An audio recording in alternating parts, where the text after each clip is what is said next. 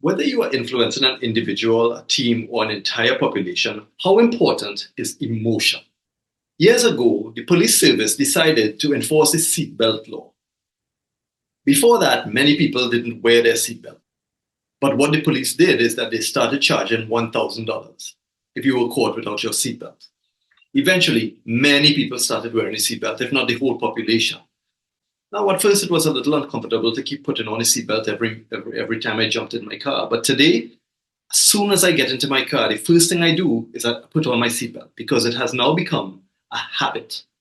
Now, do you think that if the police service had just told people about the value of wearing a seatbelt and showed them all the evidence of the danger, they would have listened? As another example, what if you told people the value of quitting smoking and all the reasons why it's bad for their health? Would they listen? Do you think that drivers and smokers don't have the evidence of the danger? In these cases, evidence is not enough.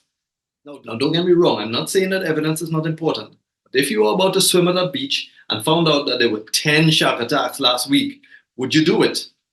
Your decision would be quick because it has emotional impact, unless, of course, you love to swim with sharks. These are examples of disruptive change and are usually quick, but could be short-lived once the threat is removed.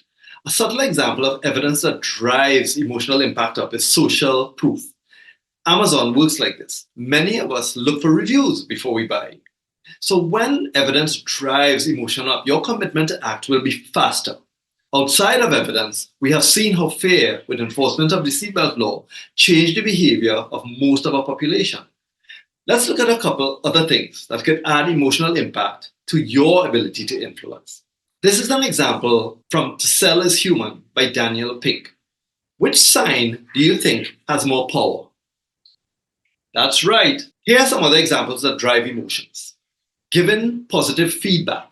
What do you think happens to our children when we tell them, you did a great job cleaning up that room yesterday? We never grow out of that need for recognition. So it matters in the workplace too. How you treat a person. And of course, conversations that build relationships. They all have the ability to drive up emotional commitment. These facilitate positive change. It is evolutionary change. They take time, but can be long-lasting. The logical connection is important, yes, but the real power lies in the emotion you can generate.